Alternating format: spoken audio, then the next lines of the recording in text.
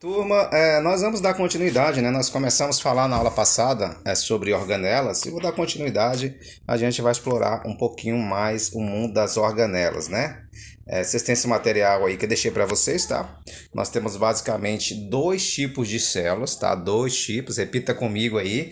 Eu tenho uma célula à direita que é a célula vegetal e à sua esquerda, azul, eu tenho uma célula animal. Algumas têm algumas características em comum ou similaridades, né? E outras não apresentam algumas diferenças. Um exemplo, ambas têm núcleo, ambas têm material genético, tá? Retículo endoplasmático, membrana celular, lisossomo, complexo de Golgi, mitocôndria, citoplasma, lisossomo e ribossomo. Nós vamos falar sobre essas estruturas, qual é a função.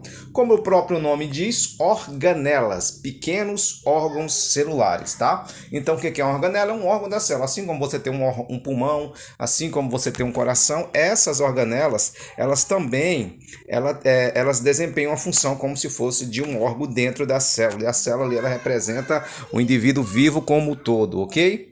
Então, assim, o que é o citoplasma? Ah, citoplasma, tá? Eu até falei aqui para vocês. Citoplasma, gente, é como se fosse um plasma, um gel viscoso. Vocês vão lembrar, para você relaciona aí a forma, a visão do citoplasma como se fosse a clara de um ovo. É bem parecido, aquela gelatina incolor, tá? Cheio de coisinhas dentro delas ali. Então, assim, citoplasma nada mais é do que isso. Citoplasma compreende o espaço interno da célula. Nos seres procariontes, o citoplasma é delimitado pela membrana plasmática. Nos seres eucariontes, o citoplasma se localiza entre a membrana plasmática e o envoltório nuclear. Então, aquele espaço é aquele líquido que fica ali da membrana plasmática. Ana, por favor, vá silêncio. Esse espaço é preenchido por água, sais minerais, proteínas, enzimas, dentre outras substâncias inorgânicas e orgânicas, além de organelas. Então, assim, dentro daquele material viscoso, o que eu vou ter já? Proteína, eu vou ter enzimas, sais minerais, eu vou ter substâncias que a célula vai precisar para desempenhar o seu metabolismo, seus processos vitais, tá? E também vou ter organelas dentro ali, como se fosse uma gema com um monte de coisinha dentro, com enzimas, proteínas, tá? Então, assim, citoplasma, aí tem um exemplo, tá? Imagina essa aí uma célula, essa imagem da célula, e essa região viscosa azulada aí é o citoplasma, na qual dentro do citoplasma você vai achar toda a estrutura, todo o maquinário celular, você vai achar ali organelas, sais minerais, proteínas, tá? Inclusive, dentro do citoplasma vai ter uma estrutura chamada ribossomo. Grave aí na sua cabecinha, ribossomo, tá, gente? Eu sei que depois da aula de hoje vocês vão pegar esses nomes aí e vão começar a dar nos seus filhos. Ribossomo, glioxissomo, peroxissomo, complexo de Golgi, mitocôndria. Não faça isso, tá? Que o seu filho pode ficar traumatizado. Então, assim, ribossomo. Os ribossomos são organelas não membranosas, então não tem membrana, encontrada tanto nas células procariontes como nas células eucariontes, tá, gente? Você vai encontrar o ribossomo nos dois tipos de célula. Exemplo aí, procarionte, bactéria, tá? Quanto nas células eucariontes dos animais, tá? Com uma função, qual é a principal função? Isso aí eu quero que vocês gravem, tá? A principal função do ribossomo é produzir proteína, tá? Nós vamos falar lá na frente qual é a função de uma proteína, tá? Vocês vão ver basicamente que todas as suas funções, gente, todas as suas características, todas as suas funções, ela vai ser coordenada, ela vai ser ali guiada por uma proteína. Um exemplo, você quer desempenhar uma função no seu organismo, você tem uma proteína relacionada com aquela função. Você quer produzir energia, você tem uma proteína relacionada com essa função. Você quer produzir um hormônio, você tem uma proteína relacionada. Então, as proteínas são as chamadas moléculas mais trabalhadoras da célula. A proteína que é responsável por quebrar os alimentos e depois para construir outras unidades que seu organismo ela precisa, tá, gente?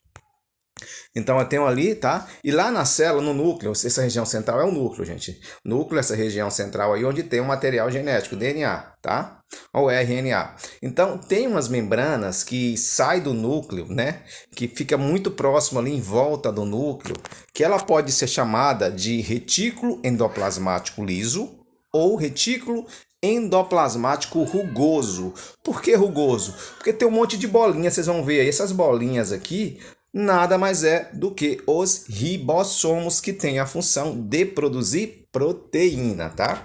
Então a função é esse. Então normalmente você vai encontrar eles ali em torno do núcleo, próximo ao retículo endoplasmático, que rugoso, tá? Grudado, aderido ao retículo endoplasmático rugoso. Tem uma outra organela, eu não vou nem demorar demais, porque isso vai exigir muito das suas cabecinhas, que é muito nome novo e é muita função para vocês aprenderem, tá, gente? Existe umas estruturas chamadas centríolos. Os centríolos são organelas encontradas aos pares nas células animais, geralmente próxima do núcleo, constituído por túbulos de proteína.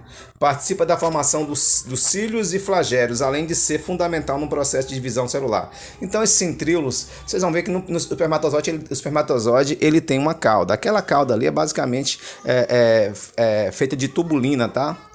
Cisteína, que vai dar movimento ali à cauda do espermatozoide. Então o centríolo está envolvido nesse processo, mas a principal função do centríolo é a divisão celular, porque toda célula ela cresce, ela nasce, cresce, se multiplica, ela divide e depois ela morre, tá? Uma célula gera duas células, tá? Então, divisão celular. Então, o centríolo, ele está relacionado ali com a divisão celular. Nós vamos explicar lá na frente depois, direitinho. Eu não quero nem dar foco ao centríolo, porque ele vai ter uma aula específica só para falar sobre ele, como é que ele é feito, quais são as principais funções dos centríolos.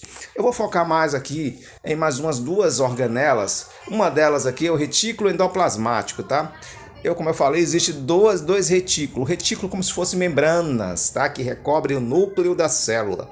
Então eu tenho um retículo endoplasmático liso e eu tenho também o retículo endoplasmático rugoso, tá? Retículo endoplasmático é formado por uma rede de canais interligados e distribuído por toda a célula, presente nas células eucarióticas.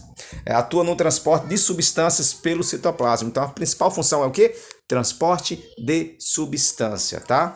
Além disso, o retículo endoplasmático, vocês vão ver depois que uma das funções dele é desintoxicação. É tanto que as células do fígado, onde filtra ali o nosso sangue, a principal é rico em retículo endoplasmático. Vocês vão ver principalmente o liso, tá? Que o rugoso tem a função de produzir proteína e transportá-las para onde a célula necessita, ok? Eu tenho aqui o retículo endoplasmático, está aqui no núcleo, vocês estão vendo a foto aí do núcleo, ok, gente? Esses pontinhos aí grudados no retículo endoplasmático é ribossomo. Quando o retículo endoplasmático tem ribossomo, ele é chamado de retículo endoplasmático rugoso. Quando o retículo não tem ribossomo, ele é chamado de retículo endoplasmático liso. Vocês vão ver isso lá na frente, tá? Também existe aí um complexo chamado complexo de Golgi, tá? Nós vamos entender esse é o aparelho golginiense, complexo de golginiense. É formado por sacos achatados empilhados, localizados geralmente próximos ao núcleo das células eucarióticas. Tem como principal função a secreção celular, ou seja, recebe, transporta e libera substâncias do interior da vesícula que atuarão dentro e fora da célula. Então nós temos aí, gente, imagina um correio. O correio recebe a mercadoria e envia para onde está precisando. A principal função do complexo de Golgi é essa. Olha só, o núcleo manda uma informação, produz uma proteína que vai, uma informação que vai para o retículo. Não, na verdade, o DNA tem uma informação. Essa informação ela vai lá para o retículo endoplasmático. Ele vai produzir uma proteína através dos ribossomos. Essa proteína vai ser direcionada para o complexo de Golgi. O complexo de Golgi vai empacotar e vai enviar para onde a célula necessita. Ela também é responsável por brotamento de vesículas no transporte externo e interno da célula, tá, gente? De dentro para fora, de fora para dentro. Então a célula precisa de algumas coisas para sobreviver, de alimento, de carboidrato, né, de proteínas. Então assim, quando próximo tem esses nutrientes próximos das células, esse nutriente vai entrar e o complexo de Golgi é que vai pegar ele ali e distribuir para onde a célula precisa, ok? Então assim, gente, deixa eu voltar aqui. Então a aula de hoje vai ficar por aqui. Eu não quero muito forçar a cabecinha de vocês. Na aula que vem eu vou dar um resumo mais detalhado sobre isso, ok? Deus abençoe vocês.